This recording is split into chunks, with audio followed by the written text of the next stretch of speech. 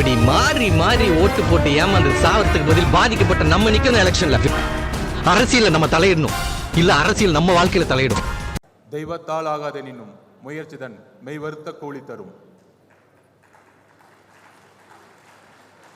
வரவேற்புரை ஆற்றிய திரு ப. சீனிவாசன் அவர்கள், நிர்வாக இயக்குனர், விகடன் குழுமம். நூலை பெற்றுக்கொண்டு சிறப்புரை ஆற்றக்கூடிய திரு கே. சந்துரு அவர்கள், மேனாள் நீதிபதி, சென்னை உயர்நீதிமன்றம்.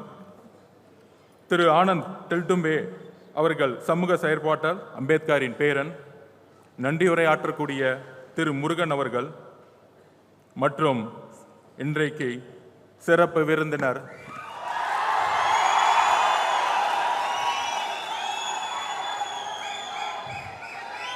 தமிழகத்தின் புதிய கருத்தியல் தலைவராக உருவெடுத்துக் கொண்டு இருக்கின்ற தமிழக வெற்றி கழக தலைவர் திரு விஜய் அவர்களுக்கும் இங்க இருக்கக்கூடிய பத்திரிகை நண்பர்களுக்கும் விடுதலை சிறுத்தைகள் கட்சிகளுடைய தோழர்களுக்கும் தோழிகளுக்கும் தமிழக வெற்றி கழக தலைவர் கட்சியுடன் தொண்டர்களுக்கும் என்னுடைய வணக்கம். நூல் உருவாக்க உரை. நமக்கு ஏன் இத்தனை எதிரிகள் அப்படின்னு பெரியார் சொல்லுவார். அதற்கு முக்கிய காரணம் ஆதிக்கம். ஆதிக்கத்தை எதிர்க்கக்கூடியவர்கள் எல்லோருக்கும் எதிரிகள் உருவாகி கொண்டுதான் இருப்பார்கள், விமர்சனங்கள் இருந்து கொண்டுதான் இருக்கும். ஆனால் அண்ணா கூறியதைப் போல தாக்கி தாக்கி எதிரிகள் வலுவை இழக்கட்டும், தாங்கி தாங்கி ஒரு புதிய வரலாற்றை உருவாக்கக்கூடிய மேடையாக தமிழக அரசியலில் ஒரு புதிய வரலாறு உருவாகக்கூடிய மேடையாக புரட்சியாளர் அம்பேத்கருடைய நூலை வெளியீட்டு விழாவில் இங்கு இருக்கக்கூடிய மிகப்பெரிய அறிவுஜீவிகள், சிந்தனையாளர்கள், வாழ்க்கையில் தன்னுடைய கொள்கைக்காக சமர்ப்பித்து ஏழை மக்களுக்கும் ஒடுக்கப்பட்ட மக்களுக்கும் தன்னுடைய வாழ்க்கையை தியாகம் செய்த தலைவர்கள் முன் ஒரு பள்ளி மாணவனாக இந்த மேடையில் வாய்ப்பு அமைப்பு கொடுத்த விகடன் குழுமத்திற்கு என்னுடைய பணிவார்ந்த நன்றிகள்.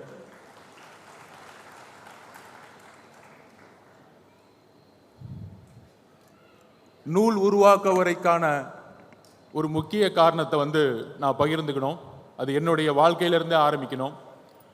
இந்த நூலை உருவாக்குறதற்கு ஒரு சிந்தனை வரும் பொழுது திரு ப.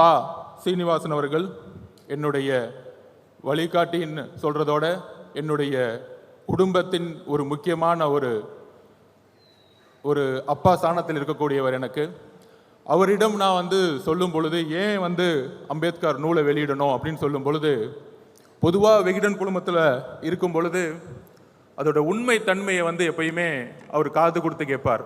எதற்காக இந்த நூலை இவர் வெளியிடணும்னு நினைக்கிறாரு அப்படின்னு சொல்லும் பொழுது அவரிடம் கிட்டத்தட்ட ஒரு 2 மணி நேரம் 2023 ஆகஸ்ட் மாதம் அவருடன் ஒரு மிகப்பெரிய ஒரு டிஸ்கஷன் நடந்துச்சு. அப்போ நான் என்னை பற்றி சொல்லும் பொழுது 5 வயதில் என்னுடைய தாயோடைய தற்கொலையை என் கண் முன்னாடி நான் பார்த்தவன். அதற்கு முக்கிய காரணம் என்னுடைய தாயோட சக அக்காவாக குடும்பத்தின் எங்கள் பெரியம்மாவாக, நிறைய பேர்த்துக்கு தெரியாது, எங்கள் அம்மாவோடைய பழகிய அன்றைய எங்கள் அம்மாவோடைய அக்கா, என்னுடைய பெரியம்மா திலகவதி IPS அவர்கள், தமிழ்நாட்டின் முதல் பெண் IPS. எங்கள் அம்மாவும் என்னுடைய பெரியம்மாவும் என்னுடைய குடும்பத்தில் ஒரு 11 பேர் கொண்ட குடும்பத்தில் இருந்தபோது சக தோழியாக 2 பேரும் சேர்ந்து வாழ்ந்தார்கள். அப்போ எங்கள் அம்மா ஒரு காதல் திருமணம் பண்ணணும்னு நினைக்கிறாங்க. ஆனால் அன்றைக்கு இருந்த என்னுடைய பாட்டி காதல் திருமணம் இருக்கக்கூடாது, கேஸ்ட் ஜாதியின் அடிப்படையில் வெள்ளூரில் ஒரு விவசாயியிடம் ஒரு ஃபோர்ஸ்ட் மேரேஜ் பண்ணி வச்சாங்க. அந்த ஃபோர்ஸ்ட் மேரேஜ் பண்ணி வைக்கும் பொழுது விவசாயத்தில் ஏற்பட்ட ஒரு வறட்சி, அந்த வறட்சியின் மூலமாக ஏற்பட்ட டொமஸ்டிக் வயலேஷன்ஸ், அந்த அந்த ஒரு பாதிப்பு என்னுடைய தாயோடைய தற்கொலைக்கு ஒரு முக்கியமான காரணமாக மாறியது. அன்றைக்கு ஐபிஎஸ் ஆக படித்து டிஎஸ்பியாக இருந்த காரணத்தினால் 2 குழந்தைகளை காப்பாற்ற வேண்டும் என்று பெரியம்மா முடிவெடுத்து என்னுடைய மாமாவிடம் என்னை ஒப்படைத்து ஸ்போர்ட்ஸ் என்கின்ற ஒரு ஹாஸ்டலில் என்னுடைய பயணத்தை ஆரம்பித்து, ஸ்போர்ட்ஸ் மூலியமாக ஒரு ஸ்காலர்ஷிப் கிடைக்கும் பொழுது மெட்ராஸ் கிறிஸ்டியன் காலேஜில் நான் பொலிட்டிக்கல் சயின்ஸ் மாணவனாக மாறும் பொழுது எப்பயுமே என்னுடைய பெரியம்மா எனக்கு ஒரு ஒரு ஒரு அஸ்பிரேஷனாக இருப்பாங்க. அவங்க ஃபஸ்ட்டு சாகித்ய அகாடமி விருது வாங்கினவங்க, எழுத்தாளர் மட்டுமல்ல, அந்த காலத்திலேயே காக்கி சட்டை போட வேண்டிய ஒரு ஆண் தயங்கும் போது கூட முதல் பெண் ஐபிஎஸ் ஆக அவர்கள் இந்த சமூகத்தில் போராடி ஒரு டிஜிபியாக உயர்ந்த வரலாற்றை என் கண்ணு முன்னாடியே நான் பார்த்துருக்கேன். எப்பயுமே நூலகம் இருக்கும். அந்த என்னுடைய தாயோடைய இழப்பு, என்னுடைய தனிமை நூலகங்களை நோக்கி சென்றது. என்னுடைய பெரியம்மாவை நோக்கிய ஒரு உணர்வை நோக்கி அவர்களை பார்த்து அந்த நூலகத்திலிருந்து நான் படிக்க ஆரம்பித்தேன். அப்போ என்னுடைய பேராசிரியரை நான் நினைவு கூறுகிறேன். என்னுடைய ப்ரொஃபஸர், என்னுடைய சிந்தனை சிறு வயதில் எப்பயுமே ஒரு ரெஸ்ட்லெஸ்ஸாக இருக்கும். சின்ன வயசில் பார்த்தோன்னா ஒரு மாவோயிஸ்ட் ஆகணும், நக்சலைட் ஆகணும் அப்படின்னு நான் என்னுடைய பேராசிரியர்கிட்ட பேசிகிட்டு இருக்கும் பொழுது அப்போ என்னுடைய பேராசிரியர் சொல்லுவார், சமூகத்தில் உள்ள சிஸ்டத்தை மாற்றணும்னா திரு அலெக்சாண்டர் மந்திரமூர்த்தியை அவர்களை நினைவு கூறுகிற என்னுடைய பேராசிரியர் மெட்ராஸ் கிறிஸ்டியன் காலேஜில். அப்போ அவர் சொல்லுவார், இங்கே இருக்க சிஸ்டத்தை மாற்றணும்னா ஒரு கோபம் தேர்தல் அரசியலில் இருக்க சிஸ்டத்தை நீ பழகணும். சர்வேனா என்ன, ஸ்ட்ராட்டஜினா என்ன, பிளானிங்னா என்ன அப்படிங்கிற ஒரு தரவுகளை எப்படி பகுப்பாயுங்கிற ஒரு விஷயத்தை எங்களுக்கு உருவாக்கி கொடுத்தார். அன்றையிலிருந்து 2 ஆராய்ச்சிகளை மேற்கொண்டேன். ஒன்று திரு பெரியார் அவர்களுடைய கொள்கை, இன்னொன்று புரட்சியாளர் அம்பேத்கர் அவர்களுடைய கொள்கை. இந்த 2 கொள்கைகளும் படிக்கும் பொழுது பெரியார் அவர்களுடைய கொள்கையை 15 வருடங்களுக்கு மேற்பட்டு அண்ணா உள்வாங்கி அதை தேர்தல் அரசியலில் உள்வாங்கி தமிழகம் ஏன் தனித்து விளங்குதுன்னா, இந்தியாவே பார்த்து ஒரு காங்கிரஸை, நேரு அவர்களை அன்றைக்கு பார்த்து ஒரு பயந்த ஒரு காங்கிரஸை தமிழகத்தில் முதல் முறையாக ஒரு மாநில கட்சி வெற்றி பெற்றது தேர்தல் அரசியல் மூலியமாக, அவருடைய தேர்தல் அரசியலுடைய ஆராய்ச்சியின் மூலியமாக. அங்கிருந்து இன்னொரு பகுப்பாய்வு, புரட்சியாளர் அம்பேத்கர் அவர்கள் மிகப்பெரிய அறிவு சிற்பி என்பதை கூறுவதை விட இந்திய வரலாற்றில் 2 தலைவர்களுக்கு முக்கிய பங்கு உண்டு. மத பெரும்பான்மைவாதத்தை எதிர்த்த செக்குலரிசம் பாலிசியை உருவாக்கிய திரு அண்ணல் காந்தி அவர்கள் சுதந்திரத்திற்கு பிறகு மத பெரும்பான்மைவாதம் மட்டும் முக்கியமல்ல, மத பெரும்பான்மையோடு சேர்ந்த ஜாதி ஆதிக்கமும் தான் முக்கியம் என்பதை உணர்ந்து அரசியல் அமைப்பை உருவாக்கி எல்லோரும் சமங்கின்ற கருத்தை உருவாக்கியவர் புரட்சியாளர் அம்பேத்கர் அவர்கள். ஆனால் அவருடைய இறப்பதற்கு முன்பும் இறந்த தருவாயிலும் மிகவும் ஒரு கடினமான, ஒரு சோகமான, ஒரு தோல்வியடைந்த நிலையில் அவருடைய இறப்பு இருந்தது. அப்படி ஒரு ஆராய்ச்சியில் நான் பகுப்பாய்வு செய்யும் பொழுது அம்பேத்கர் அவர்கள் தேர்தல் அரசியலில் தன்னை முழுமையாக ஈடுபடுத்தி கொண்டது கிடையாது. 1952-53 எலெக்ஷன்களில் அவர் தோல்வியுற்றார், தோற்கடிக்கப்பட்டார். ஒருவேளை அண்ணல் அம்பேத்கர் அவர்களுக்கு 50 MP 100 MP இருந்திருந்தால் அவர் நினைத்த முழுமையான இந்திய அரசியல் சாசனத்தை உருவாக்கியிருக்க முடியும் என்கின்ற ஆராய்ச்சி என்னுடைய 15 வயதில் உருவாகியது. அந்த ஆராய்ச்சி தான் இன்றைக்கு மேடையில் நான் நிற்க காரணம். அதோடு சேர்ந்து 3 யுத்தங்கள் 2016, 2019, 21 தேர்தலில் மத பெரும்பான்மைவாதருக்கு எதிராக தேர்தல்களில் பங்கெடுத்துவிட்டு இந்த மேடையில் நாம் புரட்சியாளர் அம்பேத்கருடைய புத்தகத்தை வெளியிட, அம்பேத்கருடைய கனவு, அந்த அம்பேத்கருடைய கனவை தமிழகத்தில் நிறைவேற்றிய எழுச்சி தமிழர் அண்ணன் திருமாவர்களுடைய கனவு எப்பொழுதும் கூறுவார்.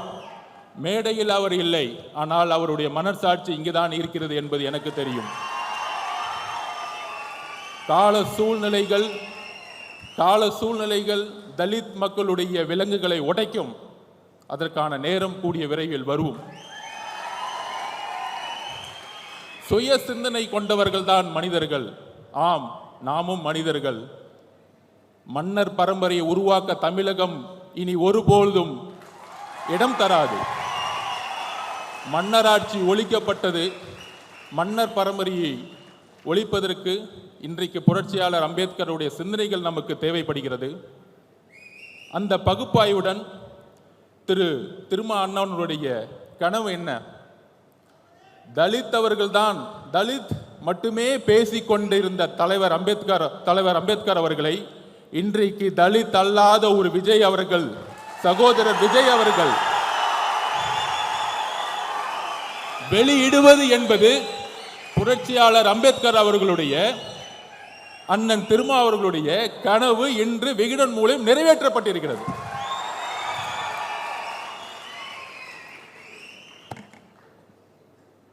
இதுல சில விமர்சனங்கள். சகோதரர் விஜய் அவர்களுக்கு அரசியல் தெரியுமா? அவருக்கு கொள்கைகள் தெரியுமா? கொள்கைகள் பேசிய பல கட்சிகள் ஏன் அம்பேத்கரை இதுவரைக்கும் மேடையில் ஏற்றவில்லை?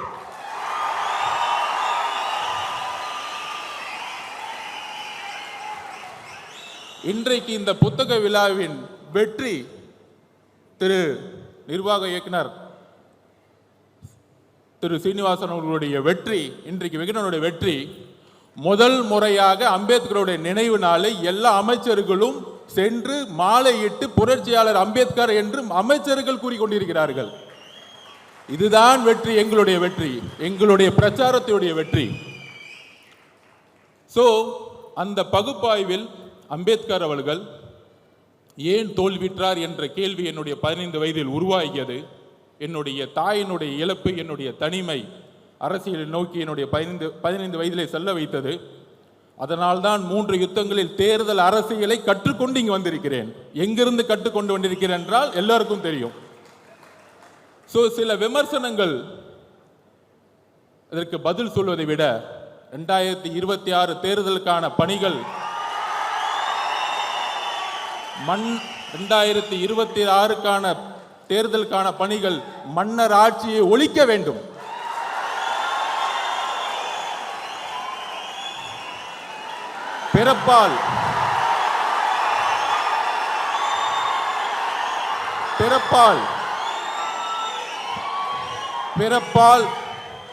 பிறப்பால் அனைவரும் சமம் என்கின்ற கருத்தியலை அம்பேத்கர் உருவாக்கியதை போல இங்க பிறப்பால் ஒரு முதலமைச்சர் உருவாக்கப்படக்கூடாது.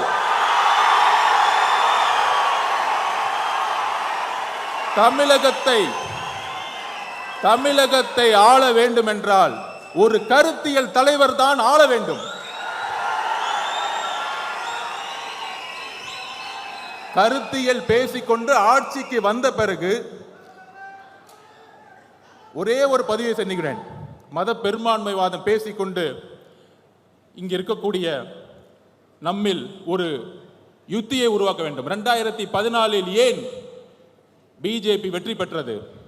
2014 பிரசாந்த் கிஷோர் அவர்கள் என்னிடம் உரையாற்றும் போது சொன்னார், மோடி அவர்களுடைய பிரச்சாரம் குடும்ப ஆட்சி, அதன் பிறகு ஊழல் என்கின்ற குற்றச்சாட்டுகளை கூறி ஆட்சியை கைப்பற்றினார்கள். இன்றைக்கு வரைக்கும் பிஜேபி யாராலும் வெல்ல முடியவில்லை.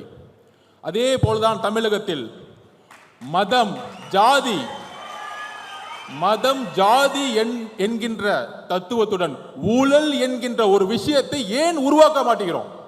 அதுதான் என்னுடைய தாயோடைய இழப்புக்கு, விவசாயியோடைய ஒரு விவசாயி வீட்டில் ஒரு தாய் இழக்கிறாங்கன்னா, என் தாய் விவசாயம் இருக்கும்போது இறந்துருக்காங்க, தற்கொலை பண்ணியிருக்கிறாங்க. இதுதான் உண்மை. இந்த உண்மையை நான் இன்னைக்கு டிக்ளேர் பண்றேன். என்னுடைய பெரியம்மா தெலுங்குதி ஐபிஎஸ் முன்னாடி நானே ஒரு சாட்சி. அப்படி இருக்கும் பொழுது ஊழல்ங்கிற ஒரு விஷயத்தை நாம் கடந்து சென்றுகிட்டு இருக்கோம். தமிழ்நாடு ஊழலை கடந்து சென்றுகிட்டு இருக்கு. பெரியார் அவர்களுடைய கனவின் மூலயமாக மத பெரும்பான்மைவாதத்தை துடைத்தெறிந்து விட்டோம். மத பெரும்பான்மை தமிழகத்தில் கிடையாது. பிஜேபிக்கு 2% மேல இங்க கிடையாது. அதை பெரும்பான்மை முடிச்சாச்சு. ஆனால் ஒரே ஒரு ப்ராப்ளம் இருக்கு. இன்றைக்கு ஹரியானாவிலும் மகாராஷ்டிராவிலும் ஜெயிச்சதுக்கான காரணம் ராமர் கோயிலை கையில் எடுத்தார்கள். இன்னைக்கு ராமர் கோயில் இன்றைக்கு கரெக்டா வந்து இந்த எலெக்ஷன்ல அகிலேஷ் யாதவால் அது நிலைநாட்ட முடியல. அகிலேஷ் யாதவ் வெற்றி பெற்று விட்டார். ஒரு தலித்தை பொது தொகுதியில் நிறுத்தி வெற்றி பெற வைத்து ராமர் கோயிலுங்கிற ஒரு தத்துவத்தை உடைத்து விட்டார். ஆனால் தமிழகத்தில் ஒரு தலித்தை பொது தொகுதியில் இன்றைய வரைக்கும் நிப்பாட்ட முடியல. இன்றைக்கு நான் தரவுகளை சொல்றேன். 2011 தரவுகளின் அடிப்படையில் 1,40,00,000 தலித்துகள் இருக்கிறார்கள். ஆனால் ஆட்சியிலும் பங்கு, அதிகாரத்தில் பங்கு என்று கூறினால் அது தவறு என்று அது தவறு என்று யாரு சொல்றாருன்னா, எல்லோரும் சொல்ற மாதிரி சனாதானம் எங்கிருந்து வருதுன்னா, பிஜேபி சொன்னா மட்டும் சனாதானம் கிடையாது. ஒரு சாதாரண மனிதன் ஒரு முதலமைச்சரா வரணும், ஒரு தலித் ஒரு முதலமைச்சரா வரணும்னு சொல்லும் பொழுது அதில் முதல் குரலாக ஒலித்த குரல் திரு விஜய் அவர்களுடைய குரல். ஆட்சியிலும் பங்கு, அதிகாரத்தில் பங்கு ஏன் சொல்லக்கூடாது? அதை ஏன் ஒளிச்சு வைக்கணும்? அதுக்கு ஸ்ட்ராட்டஜிலாம் தேவையில்லை. இனிமேட்டு அரசியல ஒளிச்சு வச்சு பண்ண வேணாம். எடுத்தோடனே ஸ்ட்ரைட்டா நெஞ்சுக்கு நேரா பேசுவோம். முதுகு பின்னாடி பேசலாம் தேவையில்லை. எதுக்கு பயம்? எதுக்குமே பயப்பட வேண்டாம். அந்த அளவுக்கு, அதாவது சினிமா துறையில் இன்றைக்கு அவரை சுத்தி 2000 கோடி ரூபாய் ஒரு தொழில் இருக்கு. அதை விடுறதுக்கு ஒரு மனசு வேணும்.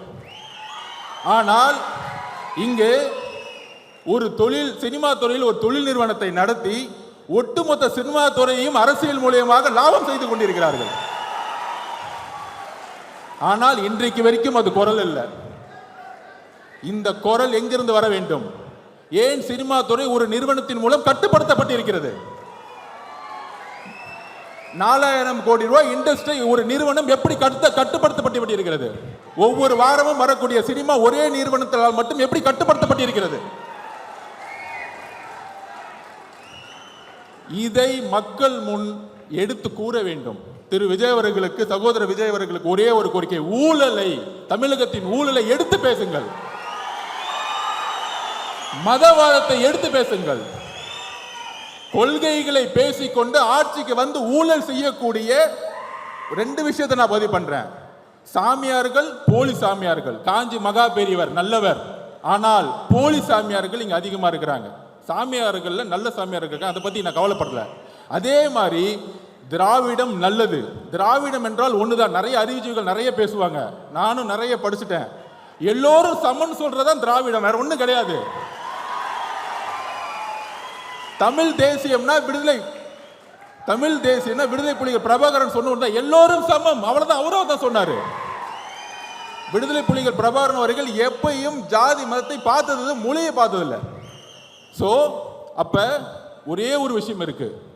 இங்கு ஜாதியின் அடிப்படையில் உருவாகக்கூடிய தேர்தல் அரசியல், அதுதான் பிரச்சனை. நான் தலைவர் திருமாவளவனோட தேர்தல் பிரச்சாரத்துக்கு போயிட்டு இருக்கும்போது அங்க இருக்கக்கூடியவர்கள் வெறும் தலித் ஏரியாக்கு மட்டுமே அவர் கூட்டிட்டு போயிட்டு இருந்தாரு. அப்ப தேர்தல் அரசியல் எந்த அளவுக்கு தமிழகத்தில் மோசமாக இருந்து கொண்டிருக்கிறது. ஜாதியோடைய கட்டமைப்பு.